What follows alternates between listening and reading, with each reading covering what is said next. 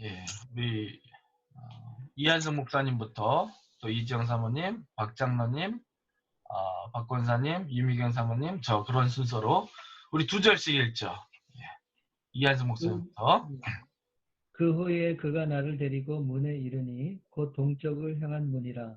이스라엘 하나님의 영광이 동쪽에서부터 오는데 하나님의 음성이 맑은 물소리 같고 땅은 그 영광으로 말미암아 빛나니 그 모양이 내가 본 환상 곧 전에 성읍을 멸하러 올 때 보던 환상 같고 그발 강가에서 보던 환상과도 같기로 내가 곧 얼굴을 땅에 대고 엎드렸더니 여호와의 영광이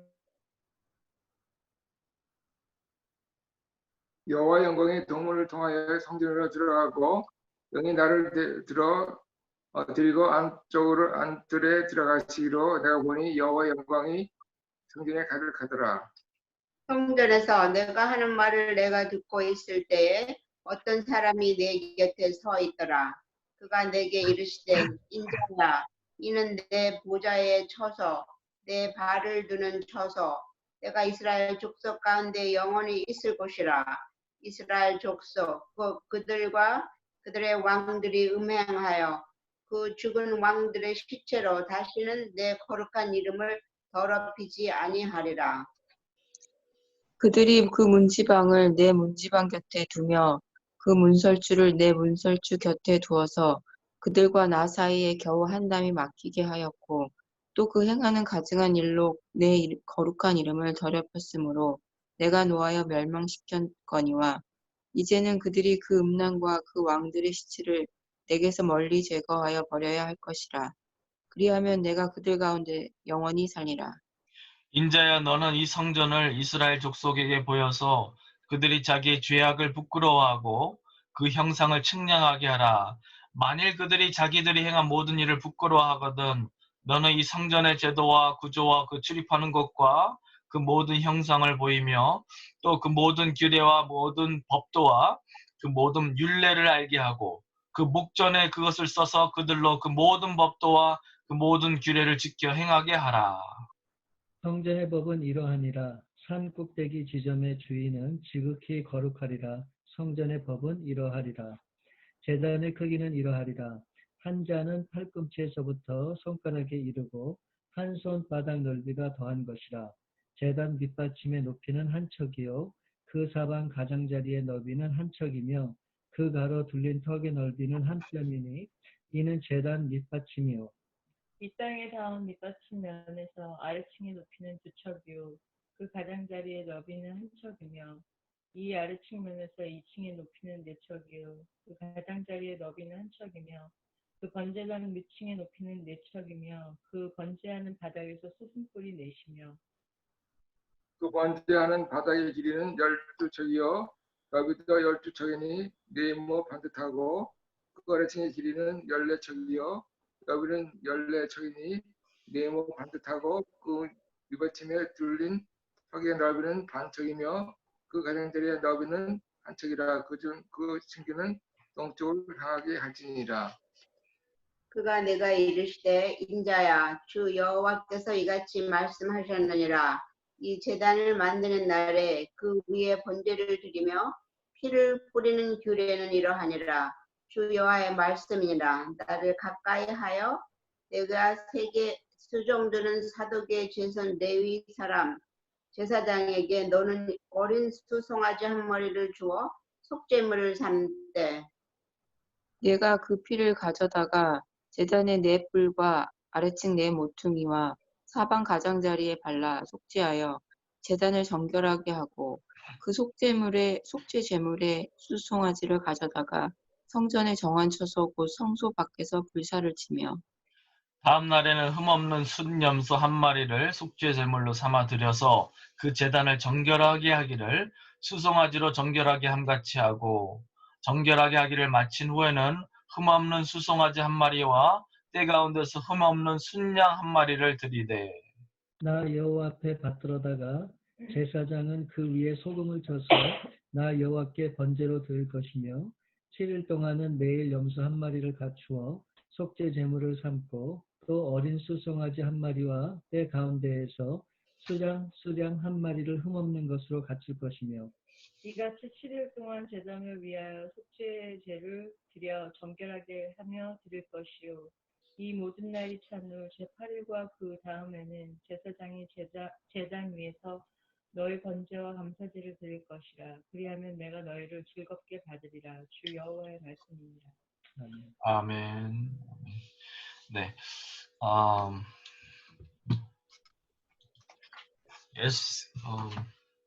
다른 분들 뮤트 하실 수 있는 분들 뮤트 해주시고요. 네. 됐습니다.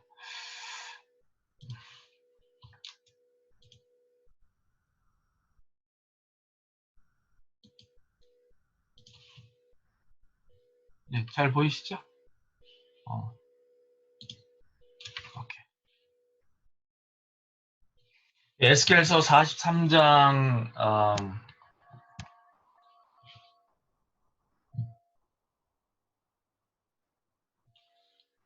이 말씀인데요. 이게 스크린이 죄송합니다. 다시 스피커 뷰. 들리세요? 오케이? 들려요? 오케이. 갤러리 뷰를 해야겠네요. 네, 에스겔서 43장 1절부터 27절 말씀을 보는데요. 여기서 보면은 하나님의 성전이 일단 회복되고 하나님의 영광이 회복되는 그 장면을 저희에게 환상으로 보여주고 계십니다. 그래서 1절부터 5절까지 말씀에 하나님의 영광이 동문을 통하여 성전으로 들어가시고 여호와의 영광이 성전에 가득함을 우리에게 보여주십니다. 그래서 동문을 통해서 하나님께서 성전에 들어가시고 에스겔이 전에 에스겔 몇 장이 정확히 기억은 안 나지만 초반부에 보았던 하나님의 그 영광을 그가 다시금 바라보면서 그 앞에 얼굴을 땅에 대고 엎드렸다라는 말씀으로 오늘 말씀이 시작됩니다. 그래서 여호와의 영광이 4절 보면 동문을 통하여 성전으로 들어가고 하나님의 성령이 나를 데리고 안뜰에 들어가시기로 내가 보니 여호와의 영광이 성전에 가득하더라. 네, 마치 이사야가 하나님의 성전에 연기가 자욱하고 하나님의 영광이 가득한 그 환상을 보는 것 같은 그러한 환상을 보고 있습니다. 하나님께서 성전을 짓게 하시고 성전의 정확한 규격과 모양을 다 말씀하시고 나서 결국에는 그 성전이 다 지어지고 나서 하나님께서 그 자리에 임재하시고 충만한 영광으로 그 성전을 채우실 것이다 라는 장래 미래의 사건을 미리 보여주고 계셔요. 그런데요, 그런 아름답고 은혜로운 말씀으로만 이제 말씀이 이어졌으면 좋겠는데 사실 하나님께서는 그들의 죄에 대해서 말씀을 하고 계셔요. 6절부터 9절 보면요, 하나님께서 그분의 영광을 성전을 가득 메우시고 나서 이스라엘 왕과 이스라엘이 전에 성전에서 행하던 음란과 가증한 일들을 언급하고 계십니다. 그냥 한두 마디 하고선 야, 너희들이 죄를 지었기 때문에 내가 분노하였고 내가 성전을 떠났다라는 그런 개념이 아니라 장황하게 6절부터 9절까지 계속 말씀하고 계셔요. 6절에 보니까 이스라엘 족속 곧 그들과 그들의 왕들이 음행하며 그 죽은 왕들의 시체로 다시는 내 거룩한 이름을 더럽히지 아니하리라. 전에는 그렇게 했다라는 얘기죠. 그래서 하나님의 거룩한 이름이 더럽혔으므로 내가 노하여 멸망시켰거니와 이제는 그들이 그 음란과 그 왕들의 시체를 내게서 멀리 제거하여 버려야 할 것이라. 그리하면 내가 그들 가운데서 영원히 살리라.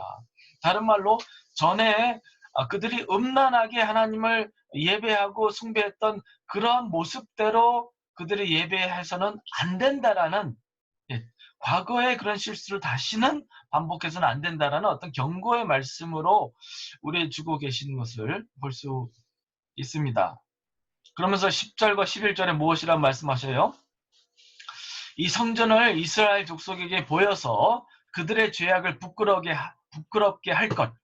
다른 말로 해서 그들로 하여금 회개하여 마음으로 뉘우치게 하라라는 하나님의 메시지가 기록되어 있어요. 또한 모든 규례와 법도와 율례를 알게 하고 지켜 행하게 하라라는 말씀을 하고 계세요. 다른 말로 과거의 이스라엘 숭배와 음란 죄가 하나님의 영광으로 하여금 그 예루살렘 성전을 떠나게 만들었던 결정적인 요인이었다는 사실을 하나님께서 짚어주고 계세요. 그래서 새로운 언약과 새로운 성전에서는 절대로 과거의 그러한 모습으로 하나님을 예배하지 말라라는 경고의 말씀으로 주고 계십니다. 그리고 나서 오늘 본문 말씀에 12절부터 17절까지 번제단의 모양과 규격을 보여주시고요. 그리고 7일간의 번제단의 봉헌식을 행할 것을 말씀하고 계세요. 물론 이제 장래의 일이긴 하지만 이러한 식으로 하여서 하나님의 거룩이 회복되고 또 과거에 참 그들이 순수한 마음으로 첫사랑의 그런 마음으로 열정으로 또 하나님을 예배하는 간절한 마음으로 하나님께 나오게 될 그날이 올 것이다 라는 말씀을 보여주고 계십니다. 하나님에 대한 묵상으로 1절부터 이제 5절에 영광 중에 새 성전에 임하시고 성전을 그분의 영광으로 가득 채우실 영광의 하나님이라고 묵상해 보았습니다. 한때 그들의 죄악으로 성전을 떠나셨지만 다시 임재하실 미래의 계획을 보여주셨다. 근데요, 하나님께서 여기서 하나님의 영광으로 성전을 가득 메우셨다고 그러는데요. 그 얘기는 저는 그렇게 받아들였습니다. 하나님께서 얼마나 그 백성들과 함께하기를 고대해 오셨고 또 손꼽아 기다리셨는가를 좀 보여주는 그런 말씀이라고 생각해요. 하나님께서 부분적으로 채우신 것이 아니라 가득히 채우셨다는 얘기는 그 누구보다도 그분의 백성들과 함께하기를 기뻐하셨고 그 날을 고대해 오셨다라는 말씀이에요. 그런데 죄가 하나님으로 하여금 그 성전을 떠나도록 만들었다라는 말씀을 하고 계시는 거예요. 또 7절 말씀에 그분의 보좌의 처소, 그의 발을 두는 처소, 그가 이스라엘 족속 가운데 영원히 계실 곳으로 성전을 지정하여 거룩하게 하실 것이다 라고 말씀하고 있습니다. 7절 말씀을 한번 읽어보면요. 그가 내게 이르시되 인자야 이는 내 보좌의 처소 내 발을 두는 처소 내가 이스라엘 족속 가운데 영원히 있을 곳이라 라고 말씀하십니다. 아까도 말씀드렸듯이 7절부터 9절에 하나님께서 명시하시는 한 가지 중요한 사실은 죄와 함께 공존하실 수 없는 거룩한 하나님이라는 사실. 우리가 하나님을 예배하고 하나님께 나아가되 우리가 하나님의 방법과 하나님의 기준에서 하나님 원하시는 방법으로 나아가야 되지 우리의 죄된 모습과 우리의 회개하지 않는 모습과 우리의 거룩하지 않은 모습으로는 절대로 하나님을 예배할 수도 하나님 앞에 나아갈 수도 없다는 사실을 우리가 이 말씀을 통해서 깨달을 수 있습니다. 그래서 거듭 하나님께서는 거룩한 이름을 소유하시는 하나님이시다라는 사실을 우리에게 알려주고 계십니다. 교훈으로 하나님께서 새 성전의 모양과 규격과 하나님께서 영광 가운데 임하심을 다 보여주신 것은 그 전에 하나님의 성전을 더럽힐 당시와는 전혀 다른 차원의 거룩과 영광으로 또 예배를 받으시고 그들 가운데 임재하실 것이다라는 사실을 알려주시기 위해 그렇게 보여주셨다라고 생각됩니다. 피할죄로 오늘 좀 자연스럽게 제가 말씀 묵상하는 그 형식대로 나누는데요. 피할죄로 죄로 하나님의 성전을 더럽히는 일. 좀 이따 보겠지만 오늘날 하나님의 성전은 바로 우리의 몸입니다. 너희들이 하나님의 성령이 거하시는 하나님의 성전인지 알지 못하느냐라고 사도 바울이 거듭해서 고린도 성도들에게 말씀해 주고 계시잖아요. 그죠? 하나님께서는 죄와 공존하실 수 없다라는 사실. 또 하나의 경고로 우리가 볼 수 있는 것은 하나님께서 결국 이스라엘을 그 땅에서 내치신 이유는 그들이 죄악을 일삼으며 하나님의 거룩한 이름을 더럽혔기 때문이다. 이제 모범으로 3절에 그 모양이 내가 본 환상 곧 전에 성읍을 멸하러 오실 때 보던 환상 같고 그발 강가에서 보던 환상과도 같기로 내가 곧 얼굴을 땅에 대고 엎드렸더니 하나님 앞에 에스겔이 엎드려 경배한 것이었어요. 우리가 하나님의 말씀을 통해서 기도 가운데 하나님의 존전에 나아갈 때에 사실 이러한 경외와 존경과 어떤 그런 두려움과 떨림의 마음으로 나아가진 않잖아요. 그런데 사실 우리가 뭐 얼굴을 땅에 대고 경배하진 않는다 하더라도 적어도 우리 마음만은, 그죠? 우리의 마음의 자세만은 하나님 앞에 이런 똑같은 동일한 경외와 두렵고 떨리고 기뻐하는 마음 가운데 하나님께 나아가는 것이 하나님께서 받으실 마땅한 예배이다라고 보여집니다. 묵상과 적용을 통해서 말씀을 정리하면 이렇습니다. 구약의 성전이나 또 장차 그들 가운데 세우실 새 성전이나 하나님께서 원하시고 요구하시는 거룩과 정결의 기준은 동일했다는 사실을 볼 수 있습니다. 죄와는 공존하실 수 없고 우상과 함께 예배받으실 수 없으시기에 그 모든 음란과 가증한 것을 멀리 제거하여 버리라 9절에서 말씀하셨습니다. 하나님께서는 그분의 언약 백성 이스라엘에게서 떠나가시고 그들을 그 성소와 유업에서 내치신 것도 당신의 백성이 하나님의 거룩한 이름과 그분의 거룩한 성소를 죄로 더럽혔기 때문이다. 그 결정적인 이유 때문이었다라는 사실을 다시 깨달을 수 있는데요. 여기서 7절부터 10절에 그들이 전에 행한 음란과 죄악을 다시 언급하시는 이유는요. 하나님께서 그렇게 하나님의 영광과 거룩을 타협하는 행위를 얼마나 싫어하시는지, 얼마나 증오하셨는지를 각인시키기 위함이었다라고 보여집니다. 우리 각자에게도 그런 충격적인 사건들과 어려움들이 있지만 하나님께는 이러한 행위들이 치가 떨리는 기억, 악몽과 같은 기억이 될 수밖에 없었다는 사실이에요. 그리고 오늘 말씀에서는 11절에 성전의 모든 규례와 모든 법도와 율례를 지켜야 할 것을 명령하시고 번제단의 모양과 규격 그리고 7일간의 봉헌식에 대해서 말씀하십니다. 한마디로 우리가 원하는 대로 아무렇게나 하나님을 예배하고 그분의 임재 가운데 살아가는 것이 아니라는 사실입니다. 하나님께서 받으실 만한 예배가 있고 하나님께서 역겹게 여기시는 예배가 있음을 우리가 깨달아야 한다는 사실이에요. 그러므로 적용상 한두 가지를 같이 나누면요. 가장 먼저는 거룩한 삶은 회개를 반드시 동반한다는 것입니다. 하나님께서 죄악을 언급하시고 그들이 행했던 가증한 일들을 리마인드 시키시는 이유는 그들이 하나님을 온전히 예배하기 전에는 그들이 먼저 죄악을 씻고 정결하게 된 후에 하나님께 나오라. 우리가 회개하지 않고 더러워진 마음과 더러워진 손으로 하나님께 나아갈 수 없다는 사실을 우리가 잊어버리면 안 되겠습니다.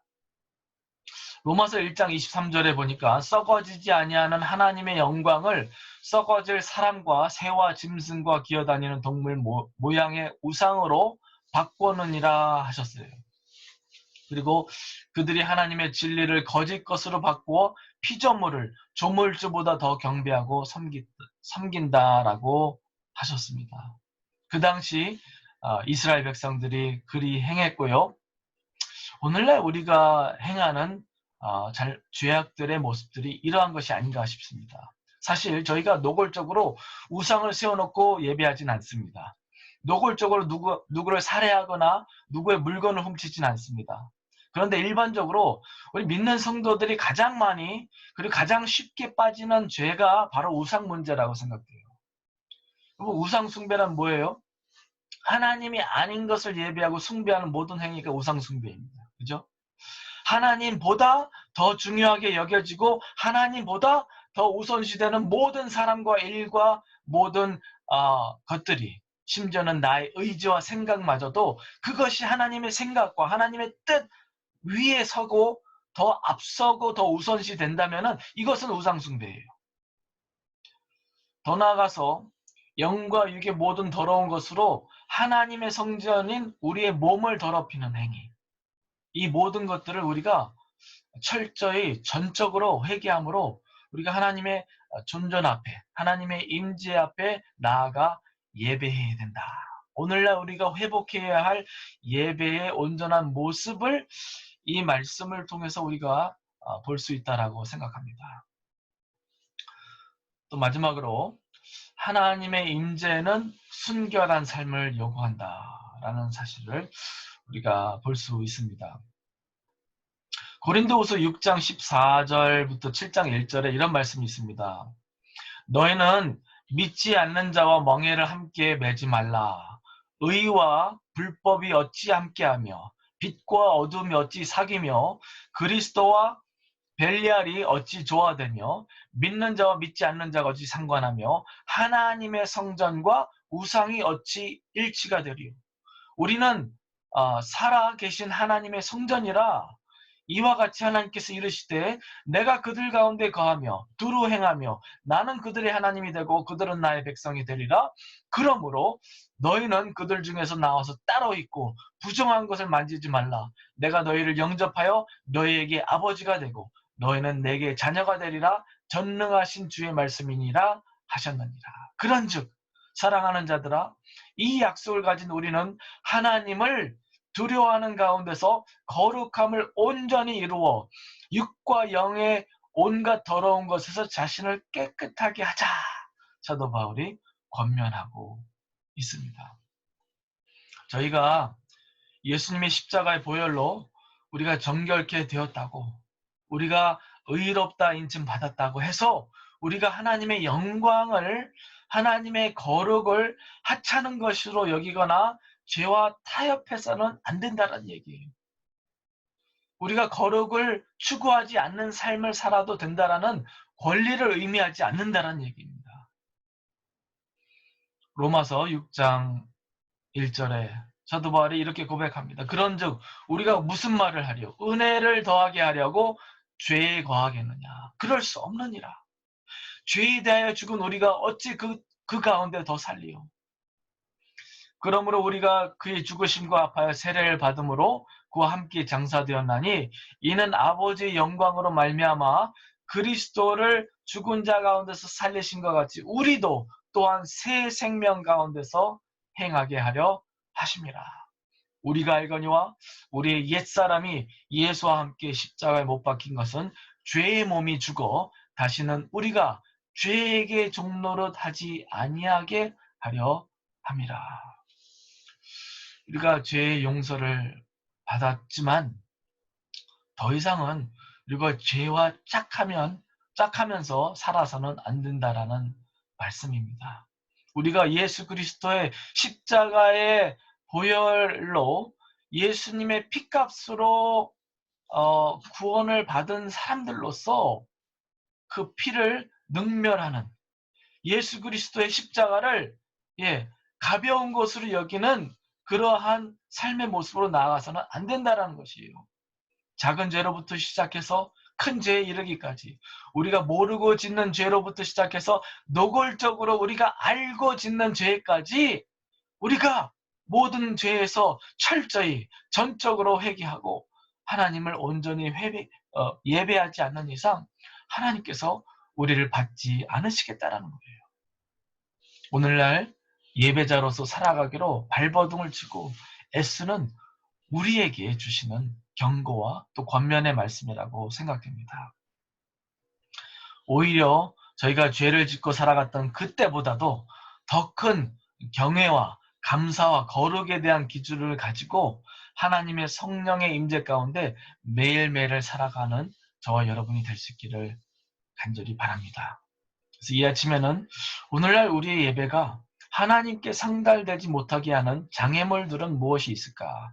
그것을 우리가 좀 성찰하고 살피면서 하나님께 회개의 기도와 또 하나님께서 받으실 합당하고 온전하고 거룩한 예배를 드리기에 힘쓰고 정성을 다하는 저희가 될 수 있기를 간절히 바라는 것입니다. 기도하겠습니다.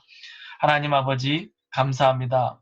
하나님께서 새롭게 세우실 예루살렘 성전과 그 성전에서 요구하실 거룩의 기준과 또 하나님의 영광된 임재 가운데 우리가 어떤 모습으로 하나님을 예배해야 되는지 가르쳐 주시니 감사합니다. 오늘날 우리가 우리의 몸이 하나님의 성전이라 말씀하셨사온데 주님 우리 마음 가운데 혹시 하나님께서 역겨워하시고 하나님께서 싫어하시고 또한 가증하게 여기시는 그런 것들이 혹시나 있는지 우리의 교만한 마음 또 하나님보다 앞서는 마음 하나님의 뜻을 이 아닌 우리의 뜻을 따라 살고자 하는 그런 욕망 또한 여러 가지 세상을 닮아가는 죄악들 다 지금 이 시간 내려놓게 하시고 회개하며 철저하게 회개하고 전적으로 회개하여 다시는 그러한 방법으로 하나님 예배하지 않도록 도와주시옵소서. 신령과 진정으로 하나님께서 받으실 만한 합당한 예배로 그 예배가 회복되는 우리가 되게 하여 주시옵소서. 감사하고 예수님의 이름으로 기도드리옵나이다. 아멘.